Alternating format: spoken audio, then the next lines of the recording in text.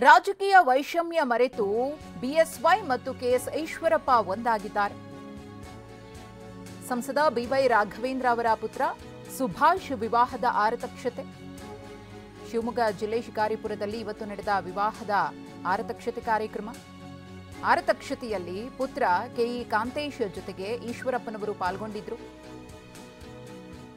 ಈಶ್ವರಪ್ಪನವರಿಗೆ ಶಾಲು ಹೊದಿಸಿ ಗೌರವಿಸಿ ಆಪ್ತತೆಯನ್ನ ತೋರಿ ಯಡಿಯೂರಪ್ಪನವರು ಗೌರವಿಸಿದ್ದಾರೆ. ಇನ್ನು ವಿಜಯೇಂದ್ರ ಅವರ ಬೆನ್ನು ತಟ್ಟಿ ಆತ್ಮೀಯತೆಯಿಂದ ಈಶ್ವರಪ್ಪನವರು ಕೂಡ ಮಾತನಾಡಿದ್ದಾರೆ. ಲೋಕಸಭೆ ಚುನಾವಣೆಯಲ್ಲಿ ರಾಘವೇಂದ್ರ ವಿರುದ್ಧ ಸ್ಪರ್ಧೆಯನ್ನ ಮಾಡಿದ್ರು ಈಶ್ವರಪ್ಪ. ಶಿವಮೊಗ್ಗದಲ್ಲಿ ಪಕ್ಷೇತರ ಅಭ್ಯರ್ಥಿಯಾಗಿ ಚುನಾವಣೆಯಲ್ಲಿ ಬಿಜೆಪಿ ಟಿಕೆಟ್ ವಿಚಾರವಾಗಿ ಮುನಿಸಿಕೊಂಡಿದ್ರು. ಯಡಿಯೂರಪ್ಪ ಮತ್ತು ವಿಜಯೇಂದ್ರ ವಿರುದ್ಧ ಮುನಿಸಿಕೊಂಡು ಸಾಕಷ್ಟು ವಾಗ್ದಾಳಿಯನ್ನ ನಡೆಸಿದ್ರು. ಬಹಿರಂಗವಾಗಿಯೇ ಯಡಿಯೂರಪ್ಪ ಮತ್ತು ಅವರ ಪುತ್ರ ವಿಜಯೇಂದ್ರ ವಿರುದ್ಧ ಕಿಡಿಕಾರಿದ್ರು. ಇದೀಗ ಅದೆಲ್ಲವನ್ನ ಮರೆತು ವಿವಾಹ ಆರತಕ್ಷತೆ ಕಾರ್ಯಕ್ರಮದಲ್ಲಿ ಒಂದಾಗಿದ್ದಾರೆ.